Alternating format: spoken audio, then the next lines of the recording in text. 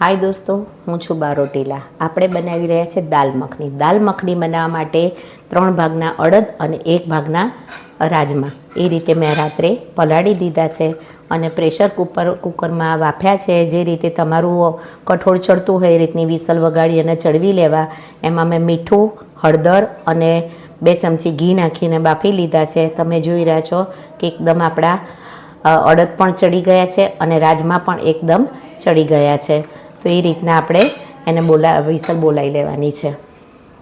ઘી મૂકી દીધું છે। આ ઘીમાં જ સારી લાગે છે, તેના માટે ઘી મૂકી દીધું છે અને આપણે 1 ચમચી જીરું નાખી દઈશું। જીરું જરા કચરું થાય, બહુ એને કલર આવવા દેવાનો નથી। અધકચરું થાય એટલે આપણે અંદર લસણની અને આદુની પેસ્ટ છે, જે એને ધીરા તાપે, બહુ ફાસ્ટ ગેસે નહીં પણ એકદમ ધીરા તાપે જ આપણે એને ચડવવાની છે।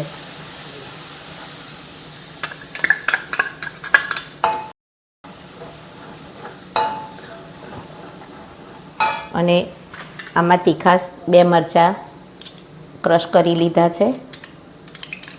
લસણની અંદર આદુનો મોટો ટુકડો 1 નાખ્યો છે। આદુની ફ્લેવર આમાં સારી વધારે લાગે છે, એટલે આદુ અને લસણ બંને ભેગું જ ક્રશ કરી લીધું છે।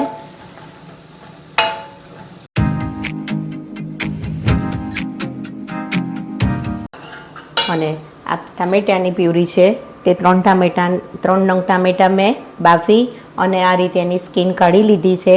એ રીતે એને બાફી લેવાના અને એને પછી પ્યુરી બનાવવાની છે કે જેથી ખાવામાં આવે નહીં। અને બાફી લેશો તો આમાં, બાફીને જ કરશો તો આમાં પ્યુરીમાં વધારે ચડવવાની જરૂર પડશે નહીં। હવે આપણે અંદર ટામેટાની પ્યુરી નાખી દઈએ।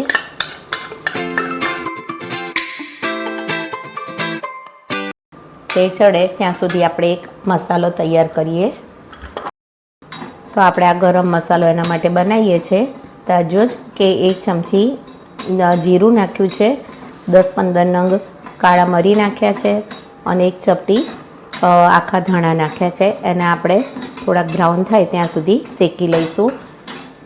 દાલ મખની થતાં બહુ વાર લાગે છે, એટલે એની પ્રોસીજર થોડીક લાંબી છે। ચડતા વાર લાગે છે અને પછી જ્યારે જે ઉકળશે ત્યારે જે સારી લાગે છે।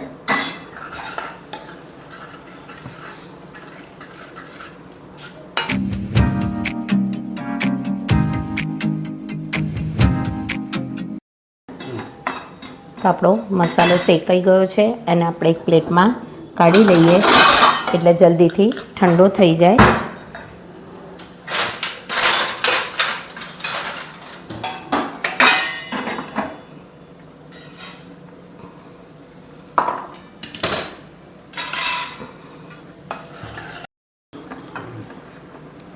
તો આપણે આ જે ગરમ મસાલો આપણે શેક્યો હતો એ મેં મિક્સરમાં ક્રશ કરી લીધો છે।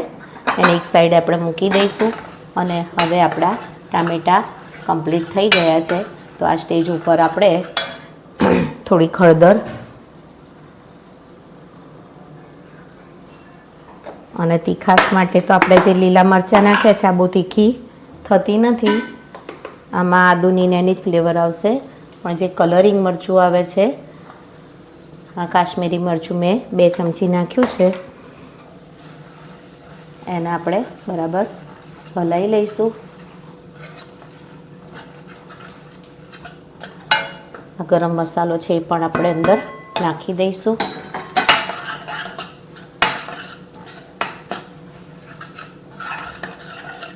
અને હવે આપણે જે રાજમા બાફેલા છે, રાજમા અને અડદની દાળ એ બંને મિક્સ છે, એને આપણે અંદર નાખી દઈશું।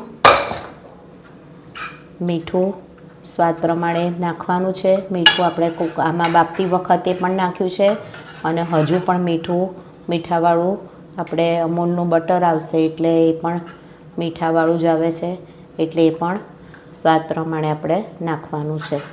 આને બરાબર ઉકળવા દેવી પડશે, થોડુંક પ્રમાણસર પાણી પણ નાખવું પડશે।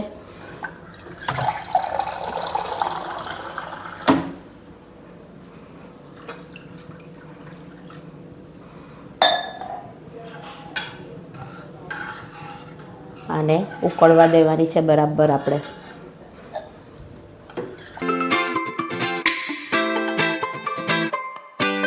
તો આપણી દાળ તો ઉકળી જ રહી છે, પણ આપણે એને એકલી મૂકવાની નથી, કારણ કે એકલી મૂકીશું તો એ નીચે બેસી જશે. એટલે આપણે થોડીક વારના અંતરે આપણે એને ચેક કરતા રહીશું અને ચમચા વડે થોડી દબાવતા રહીશું.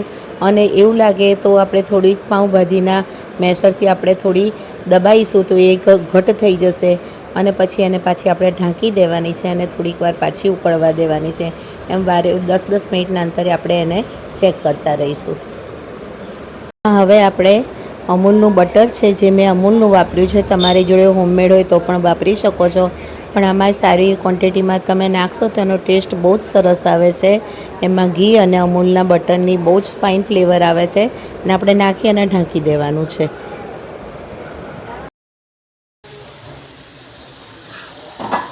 તમે જોઈ રહ્યા છો કે આપણી દાળ મસ્ત ઘટ પણ થઈ ગઈ છે અને ચડી પણ ગઈ છે.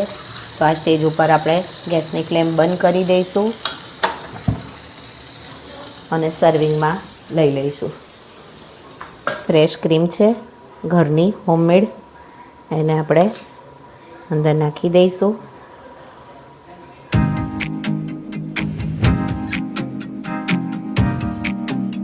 વ્હાઈટ બટર છે એ આપણે થોડું નાખીશું.